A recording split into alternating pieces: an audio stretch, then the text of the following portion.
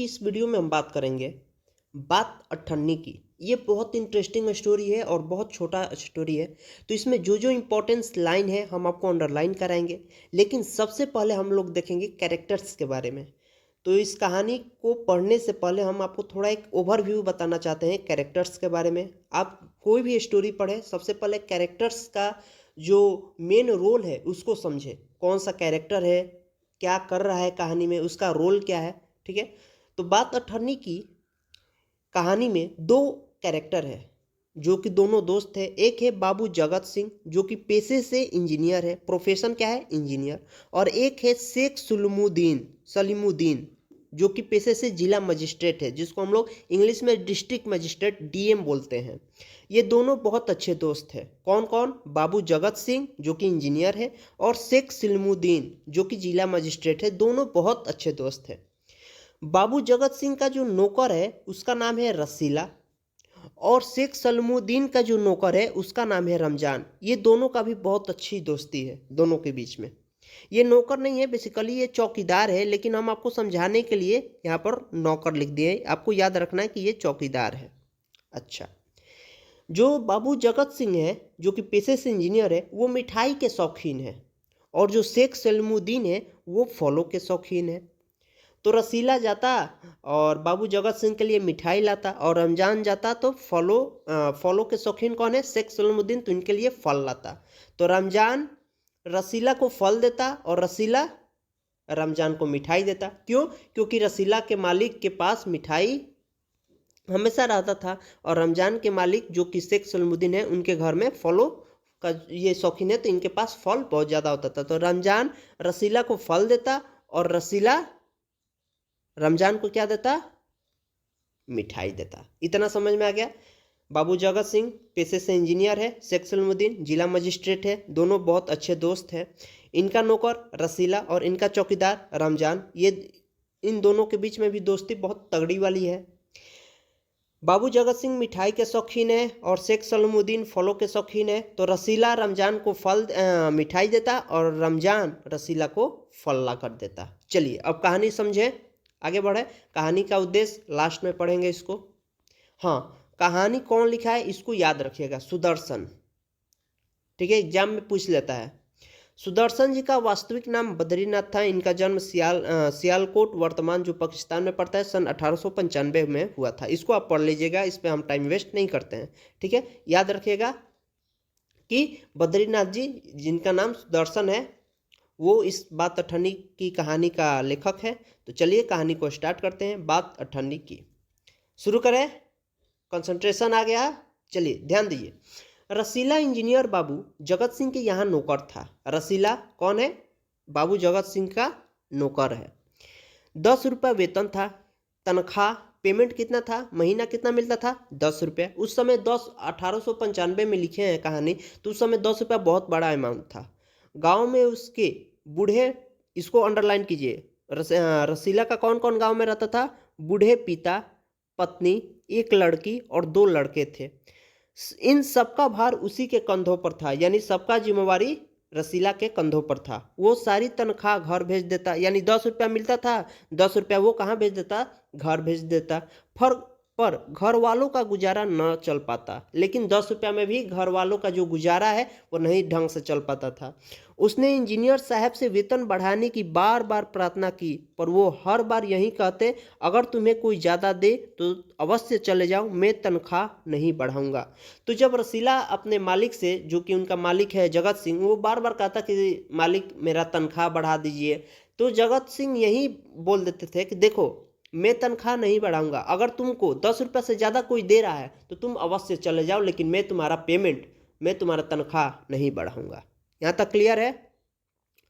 Next, वह किसके लिए है? रसीला के लिए। रसीला सोचता, यहाँ इतने सालों से हूँ, अमीर लोग नौकरों पर विश्वास नहीं करते। अब देखिए, आप लोग के पास अगर नौकर कोई आएगा रहने के लिए, तो आप लोग जल्दी, आपके पेरेंट्स या कोई भी जल्दी उस पर बिलीव नहीं करेगा, क्योंकि वो हमारे लिए तो अनजान है।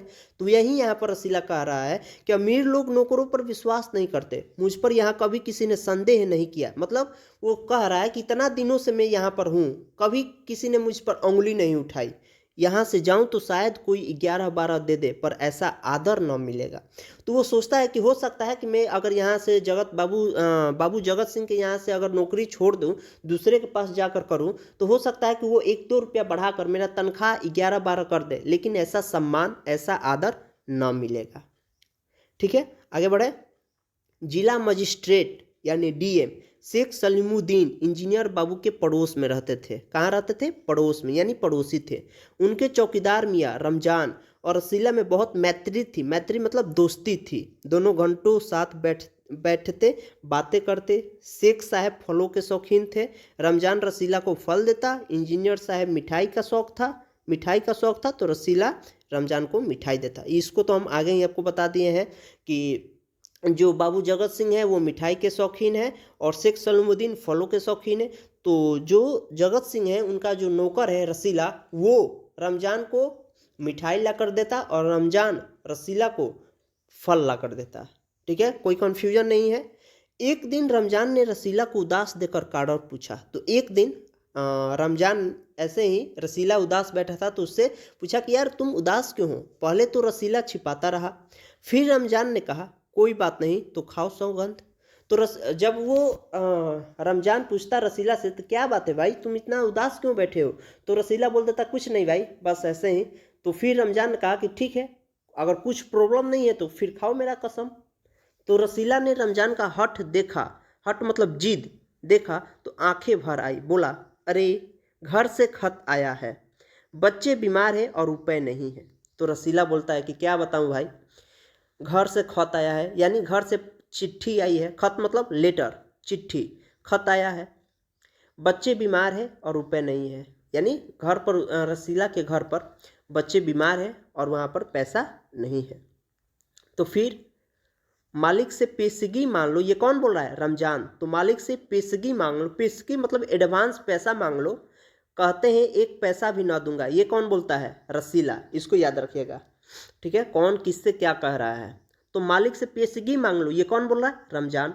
कहते हैं एक पैसा भी ना दूंगा, ये बोल रहा है रसीला। रमजान ने ठंडी सांस भरी। उसने रसीला को ठहरने का संकेत किया और आप कोठरी में चला गया। थोड़ी देर बाद उसने कुछ रुपए रसीला की हथेली पर रख दिए। अब देखो, रमजान बोलता है कि तुम मालिक से एडवांस में पैसा मांग लो, तो रसीला बोलता है कि बोल रहे हैं कि एक पैसा भी नहीं दूंगा। तो फिर रमजान बोलता है कि ठीक है, तुम यहीं बैठो, मैं आता हूँ। और वो फिर चला गया अपने रूम में और वहाँ से गया और कुछ पैसे रसीला के हथेली पर यानी हाथ पर लाकर रख दिया। ठीक है, रसीला के मुंह से एक शब्द भी न निकला। सोचने लगा बाबू साहब की मैंने इतनी सेवा की पर दुख में उन्होंने साथ न दिया। रमजान को देखो गरीब है परंतु आदमी नहीं देवता है, ईश्वर इसका भला करे। अब ये देखो, रसीला सोचने लगा कि यार इतना दिनों से मैं बाबू जगत सिंह के यहाँ नौकर हूँ, इतना दिन मैंने सेवा किया, लेकिन आज मुसीबत पड़ा है, मेरे घर में मेरे बच्चे बीमार हैं, मेरे पास पैसा नहीं है, तो इन्होंने मदद नहीं किया। और ये एक देखो, रमजान बेचारा गरीब है, क्या है पैसे से, वो भी तो एक नौकर है, चौकीदार है, गरीब है परंतु आदमी नहीं देवता है, ईश्वर इसका भला करे। ठीक है, तो पेशगी मतलब पहले दिए जाने वाला धन, संदेह मतलब होता है शक, मैत्री मतलब दोस्ती, सौगंध मतलब कसम, ठंडी सांस भरना मतलब राहत की सांस लेना। इसको लिख लीजिएगा। ठीक है, कोई, चलिए नेक्स्ट पेज। रसीला के बच्चे स्वस्थ हो गए। देखिए आप अपने टेक्स्ट बुक खोल कर रखिए क्योंकि हो सकता है कि आपको ये ब्लर दिखाई दे, नेटवर्क इशू हो सकता है कि आपको ये ब्लर दिखाई दे, तो आप अपने बुक में लाइन बाय लाइन पढ़िएगा। रसीला के बच्चे स्वस्थ हो गए यानी उसके बच्चे स्वस्थ हो गए। उसने रमजान का ऋण चुका दिया, यानी जो कर्ज लिया था, ऋण का मतलब क्या होता है? कर्ज, चुका दिया। केवल 8 अन्य बाकी रह गए। 8 अन्य का मतलब 50 पैसा। अच्छा ये लोग, आप लोग जानते हैं एक रुपए बराबर कितना होता है? 100 पैसा। ये सबको पता है, 1 रुपए बराबर 100 पैसा। तो यहाँ पर 50 पैसा यानी 8 आने का मतलब क्या हो गया? 50 पैसा। 8 आने का मतलब याद रहेगा कितना हुआ? 50 पैसा। तो रसीला के बच्चे स्वस्थ हो गए, उसने रमजान का ऋण चुका दिया, केवल 8 आने बाकी रह गए। अब यहाँ पर देखिए क्लियर नहीं किया है कि कितने, अभी तक क्लियर नहीं किया है कि कितना पैसा रमजान ने रसीला को दिया था, लेकिन जितना भी दिया था सब चुका दिया था, सिर्फ 8 आने बाकी रह गया था। क्लियर है? 8 आने मतलब 50 पैसे। रमजान ने कभी भी पैसे न मांगे फिर भी रसीला उसके आगे आंख न उठा पाता। देखिए, रमजान कभी नहीं बोला कि रसीला जो तुमको हम पैसा दिए थे वो हमको वापस दो, मुझे भी काम है, कभी नहीं बोला। लेकिन फिर भी रसीला को मतलब एक शर्म आ रहा था कि यार अभी इसका ऋण है, अभी इसका कर्ज है, 50 पैसा बाकी है, अभी इसको चुकाना है। मतलब एक होता है ना, एम्बैरेसिंग फील होता है, वही यहाँ पर कह रहा है। एक दिन की बात है, बाबू जगत सिंह किसी के कमरे में बात कर रहे थे। रसीला ने सुना कि बाबू जगत सिंह किसी से कमरे में बात कर रहे हैं कि बस 500, ये बस 500, इतनी सी रकम, आप मेरा अपमान कर रहे हैं। ये बस 500 का मतलब क्या है? कोई उनको रिश्वत दे रहा है कि सर मेरा ये काम करा दीजिए, लीजिए ना 500। तो बाबू जगत सिंह बोल रहे कि बस 500 में तुम्हारा काम हो जाएगा और हमको पैसा दो। देखिए यहाँ पर फिर से समझिए इस लाइन को। इंजीनियर बाबू कह रहे हैं बस 500, इतनी सी रकम देकर आप मेरा अपमान कर रहे हैं। यानी कोई ना उनको 500 रुपया रिश्वत दे रहा है कि लीजिए सर ये 500 रुपया आप काम करा दीजिए। इसके रिस्पॉन्स में बाबू जगत सिंह बोल रहे हैं कि आप 500 रुपया देकर आप मेरा अपमान कर रहे हैं। तो फिर ये बोल रहा है जो व्यक्ति है, व्यक्ति को मतलब ये क्लेरिफाई नहीं बताया गया है कि वो कौन सा व्यक्ति है। हजूर मान जाइए, वो व्यक्ति बोल रहा है आप समझे, आपने मेरा काम मुक्त किया है। ठीक है, वो व्यक्ति बोल रहा है कि हजूर मान जाइए, आप ये समझे कि आपने मेरा काम फ्री में किया है। रसीला समझ गया कि भीतर रिश्वत ली जा रही है। सोचने लगा, रुपए कमाने का यह कितना आसान तरीका है। मैं सारा दिन मजदूरी करता हूँ, तब महीने भर बाद 10 रुपये हाथ आते हैं। वह बाहर आया और रमजान को सारी बातें सुना दी। तो रमजान, ये रसीला सोचने लगा कि यार ये रिश्वत लेना कितना, मतलब पैसा कमाने का कितना आसान तरीका है ना, बिना मेहनत का पैसा मिल गया। लेकिन एक हम अपने से कंपेयर करता कि एक मेरा देखो, पूरे महीने दिन भर काम करते हैं, फिर जाकर महीने दिन बाद 10 रुपये हाथ में आता है। उसका पेमेंट कितना था? 10 रुपया। तो वहीं बोला कि एक महीने के बाद हम लोग को हाथ में 10 रुपया आता है। और एक साहब है बाबू जगत सिंह, इनको 500 रुपया फ्री में रिश्वत मिल रहा है, बताओ। तो ये सारी बातें वो आकर बाहर अपने दोस्त रमजान से बता देता है। तो फिर रमजान बोलता है बस इतनी सी बात, हमारे शेख साहब तो इनके भी गुरु है। देखो, तो अब रमजान बोलता है कि यार बस इतनी सी बात, वो क्या रिश्वत ले रहे हैं? रिश्वत देखो जाकर मेरा जो साहब है शेख सलमुद्दीन, वो तो इनके भी गुरु है। वो तो ये तो 500 ले रहा है ना रिश्वत, वो तो 1000 से नीचे लेते ही नहीं है। आगे ये बोलते हैं कि आज भी एक शिकार फंसा है, 1000 से कम तय ना होगा, माने 1000 से नीचे तो तय फिक्स है कि नहीं होगा। भैया, गुनाह का फल मिलेगा या नहीं यह तो भगवान जाने, पर ऐसे ही कमाई से कोठियों में रहते हैं और एक हम हैं कि परिश्रम करने पर भी हाथ में कुछ नहीं रहता। तो ये रमजान बोलता है कि देखो आज भी हमारे जो शेख सलमुद्दीन है उनके पास एक ग्राहक फंसा हुआ है, 1000 से तो कम तय होगा ही नहीं।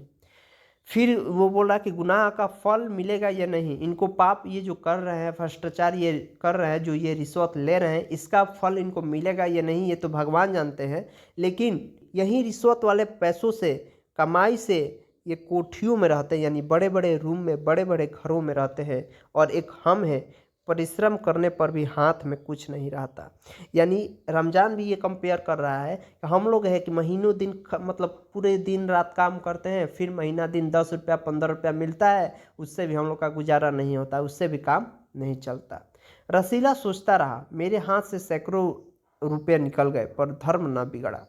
तो अब रसीला सोच रहा कि यार देखिए इसका मतलब क्या हुआ, बाबू जगत सिंह जो भी सामान मंगाना होता है उनको, वो रसीला को पैसा देते कि रसीला जाओ ये मार्केट से सब्जी लेकर आओ, जाओ ये मिठाई लेकर आओ। तो यही सोचने लगा कि हमको इतना पैसा मिला लेकिन मेरा धर्म ना बिगाड़, मैंने उसमें से 1 रुपया भी नहीं चुराया।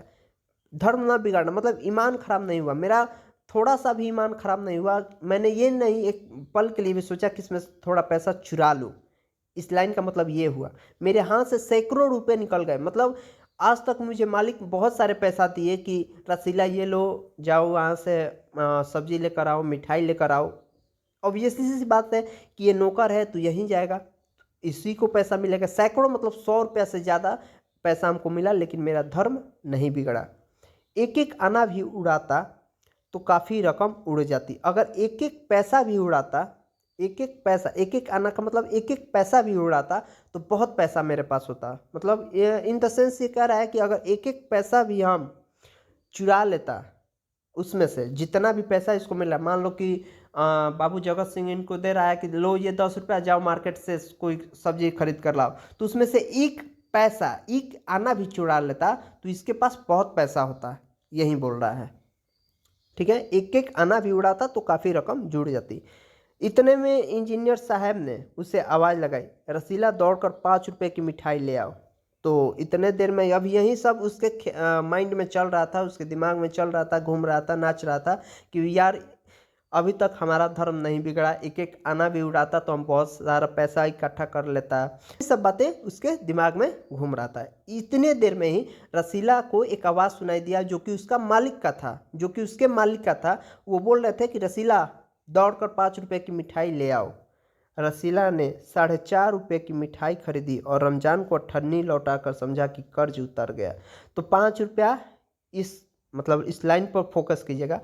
मालिक कौन था? बाबू जगत सिंह रसीला को 5 रुपये दिए कि लो रसीला जाकर मिठाई लाओ। रसीला कितना का लाया? 4.5 रुपया, यानी 50 पैसा। यहाँ पर हम लोग पढ़े ना, 50 रुपया रह गया था। यहाँ पर देखिए 8 आने यानी 50 पैसा बच गया था रमजान को देने के लिए। तो जब ये 5 रुपया इसको मिला मिठाई लाने के लिए, तो ये समझा कि इसमें से 4.5 रुपया का वो मिठाई लाते हैं, 4.5 रुपया का मिठाई लाते हैं और 50 रुपया जो बच गया है उसको रमजान को देकर उसका मतलब कर्ज चुका देते हैं। रसीला ने 4.5 रुपया की मिठाई खरीदी और रमजान को अठन्नी लौटाकर यानी 50 पैसे लौटाकर समझा कि कर्ज उतर गया। बाबू जगत सिंह ने मिठाई देखी तो चौंक उठे। वो मतलब आश्चर्य हो गए, यह मिठाई 5 रुपये की है हजूर, 5 की ही है। तो वो मिठाई 4.5 रुपया का जो रसीला उसके पास ले गया बाबू जगत सिंह के पास, तो वो चौंक गया, बोला कि ये मिठाई 5 रुपये का है। तो रसीला बोला हजूर 5 की ही है। हाँ साहब 5 रुपये का ही है। रसीला का रंग उड़ गया, रसीला का रंग उड़ गया मतलब पूरा घबरा गया। बाबू जगत सिंह समझ गए। उन्होंने रसीला से फिर पूछा, रसीला ने फिर वहीं दोहराया। तो बाबू जगत सिंह फिर पूछे कि सच बताओ क्या ये 5 रुपये की मिठाई है? तो रसीला ने फिर बोला हाँ हजूर ये 5 की ही है। रसीला ने फिर वहीं दोहराया। तो उन्होंने रसीला के मुंह पर एक तमाचा मारा और कहा चल मेरे साथ जहाँ से लाया है। तो वो तो समझ गए थे कि ये तो भाई गड़बड़ है। तो उसने एक चाटा मारा, किसके मुंह पर? रसीला के मुंह पर। और फिर बाबू जगत सिंह बोले कि चलो जहाँ से तुम इस मिठाई को लेकर आए हो। हजूर झूठ कहूँ तो अभी पूरा शब्द भी नहीं, पूरा वाक्य भी नहीं बोला था कि रसीला ने अभी अपनी बात पूरी भी ना की थी कि इंजीनियर बाबू चिल्लाए, अभी सच और झूठ का पता चल जाएगा। अब सारी बात हलवाई के सामने ही कहना। तो अब कुछ कहने वाला था रसीला, लेकिन बाबू जगत सिंह बोले कि अब चुप हो जाओ, चलो जहाँ से तुम लाए हो उस हलवाई के सामने चलो, वहीं दूध का दूध पानी का पानी हो जाएगा। अब तो घबरा गया रसीला, पूरा घबरा गया। अब कोई रास्ता ना बचा था। वह बोला माई बाप गलती हो गई, इस बार माफ़ कर दे। अब इंजीनियर बाबू तो समझ गए कि ये झूठ बोल रहा था। रसीला ने भी अपना लिया, स्वीकार कर लिया कि माई बाप गलती हो गई, माफ़ कर दो। इंजीनियर साहब की आंखों से आग बरसने लगी, मतलब बहुत क्रोधित हो गए। उन्होंने निर्दयता यानी कठोरता से रसीला को खूब पीटा, फिर घसीटते हुए पुलिस थाने ले गए। सिपाही के हाथ में 5 का नोट रखते हुए बोले मनवा लेना, लातों के भूत बातों से नहीं मानते। तो जब ये समझ गए कि ये झूठ बोल रहा था तो वो बहुत क्रोधित हो गए और इसको घसीटते हुए पुलिस थाने ले गए। और वहाँ पर जाकर सिपाही को 5 रुपये की नोट थमाते हैं और बोलते हैं कि मनवा लेना, लातों के भूत बातों से नहीं मानते। दूसरे दिन मुकदमा शेख सलामुद्दीन की कचहरी में पेश हुआ। रसीला ने तुरंत अपना अपराध स्वीकार कर लिया। अब रसीला बहुत डर गया था, उसने तुरंत ही स्वीकार कर लिया कि हाँ मैंने 4.5 रुपया की मिठाई लाई है, 50 पैसे मैंने चुराया है। उसने कोई बहाना न बनाया। चाहता तो कह सकता था कि यह साजिश है, मैं नौकरी नहीं करना चाहता इसलिए हलवाई से मिलकर मुझे फंसाया जा रहा है। देखिए रसीला चाहता ना तो ये बहाना बना सकता था कि मुझे फंसाया जा रहा है, वो झूठ बोल सकता था, ये बहाना बना सकता था कि मुझे यह साजिश के तहत फंसाया जा रहा है। पर एक और अपराध करने का साहस वो न जुटा पाया। उसकी आंखें खुल गई थी। हाथ जोड़कर बोला, हजूर मेरा पहला अपराध है, इस बार माफ़ कर दीजिए, फिर गलती ना होगी। शेख साहब न्यायप्रिय आदमी थे। उन्होंने रसीला को 6 महीने, इसको याद रखिएगा, एमसीक्यू में पूछ सकता है, 6 महीने की सज़ा सुना दी और रुमाल के मुंह पूछा। रुमाल से होगा यहाँ पर, ठीक है, रुमाल यहाँ से, रुमाल से मुंह पूछा। यह वही रुमाल था जिसमें एक दिन पहले किसी ने 1000 रुपये बांध कर दिए थे। याद है, हम यहाँ पर स्टार्टिंग में ही बताए थे कि रमजान यहाँ पर है। हाँ देखिए, रमजान को सारी बातें सुना दी। रमजान बोला, बस इतनी सी बात, हमारे शेख साहब तो इनके भी गुरु है, आज भी एक शिकार फंसा है, 1000 से कम तय ना होगा। तो वो जो रिश्वत देने आया था बंदा शेख साहब को, वो रुमाल में पैसा बांध कर लाया था, और वो वही रुमाल है यहाँ पर जो चर्चा में है, यह वही रुमाल है जिसमें एक दिन पहले किसी ने 1000 रुपये बांध कर दिए थे। ठीक है, कनेक्ट कर पा रहे हैं। फैसला सुनकर रमजान की आंखों में खून उतर गया, मतलब बहुत क्रोधित हुआ। सोचने लगा, यह दुनिया न्याय नगरी नहीं अंधेरी नगरी है। इसका मतलब क्या हुआ? न्याय नगरी नहीं अंधेरी नगरी है। देखिए, अंधेरी नगरी का मतलब हुआ ऐसा स्थान जहां भ्रष्टाचार और अव्यवस्था फैली हुई हो, धांधली और बेईमानी का स्थान हो। ठीक है, उसको बोलते हैं अंधेरी नगरी। उसको क्या बोलते हैं? अंधेरी नगरी। आगे बढ़े, समझ में आया? तो यह दुनिया न्याय नगरी नहीं अंधेरी नगरी है। चोरी पकड़ी गई तो अपराध हो गया। असली अपराधी बड़ी बड़ी कोठियों में बैठकर दोनों हाथों से धन बटोर रहे हैं, उन्हें कोई नहीं पकड़ता। ये तो रमजान किसके तरफ इशारा कर रहा है? बाबू जगत सिंह और शेख सलामुद्दीन की तरफ। ये बोल रहा है रमजान की अपराधी बड़ी बड़ी कोठियों में बैठकर दोनों हाथों से धन बटोर रहे हैं, उनको कोई नहीं पकड़ता। इंजीनियर साहब को कोई नहीं पकड़ता जो 500 रिश्वत लिए। शेख सलामुद्दीन को कोई नहीं पकड़ा जो 1000 रुपया रिश्वत लिए। लेकिन 50 पैसा रसीला ने चोरी कर लिया, उसको 6 महीना का जेल हो गया। इसीलिए ये बोल रहा है कि यह दुनिया न्याय नगरी नहीं अंधेरी नगरी है, अंधेर नगरी है। रमजान घर पहुंचा। एक दासी ने पूछा, रसीला का क्या हुआ? 6 महीने की कैद। तो रमजान जब अपने घर गया तो कोई दासी थी, वो पूछी कि रसीला का क्या हुआ? तो रमजान बोलता है 6 महीने की कैद। तो फिर दासी बोल रही है, अच्छा हुआ, वह इसी लायक था। रमजान ने गुस्से से कहा, यह इंसाफ नहीं अंधेर है, सिर्फ एक अट्ठिन्नी की तो बात थी। रात के समय जब 1000 500 के चोर, 1000 मतलब शेख सलामुद्दीन, 500 मतलब बाबू जगत सिंह के तरफ इशारा है रसीला का। रात के समय जब 1000 500 के चोर नरम गद्दों पर मीठी नींद ले रहे थे, अट्ठन्नी का चोर जेल की तंग अंधेरी कोठरी में पछता रहा था। तो ये स्टोरी आई होप कि आपको समझ में आया होगा। अब इस स्टोरी का जो उद्देश्य है, जो अगर जिसके पास वर्कबुक होगा, वो वर्कबुक में दिया गया है, उसको एक बार ज़रूर पढ़िएगा। हाँ, कहानी का उद्देश्य, कहानी में न्याय व्यवस्था पर करारा व्यंग किया गया है, साथ ही समाज के उच्च तथा प्रतिष्ठित पदों पर आसीन लोगों पर भी प्रहार किया गया है, जो रिश्वत लेकर भी सम्मानित जीवन व्यतीत करते हैं, जबकि एक निर्धन व्यक्ति केवल एक अठन्नी का हेरा फेरी करने के जुर्म में, ये निर्धन व्यक्ति किसको डिनोट स्टोरी में करता है? रसीला को, याद रखिएगा। केवल एक अठन्नी का हेरा फेरी करने के जुर्म में 6 महीने का कारावास का दंड भोगने पर मजबूर है। इंजीनियर बाबू जगत सिंह की हृदयहीनता का पर्दाफाश किया गया है, और एक निर्धन चौकीदार, जो कि रसीला है इस पाठ में, एक निर्धन चौकीदार की दयालुता को उजागर किया गया है, जो रसीला के परिवार की मदद के लिए रुपए की मदद करता है। ठीक है, तो आई होप कि ये स्टोरी आपको समझ में आया होगा, बात अठन्नी की। अगर जो भी आपको डाउट है आप कमेंट कीजिए। तब तक आप पढ़ाई करते रहिए। All the best.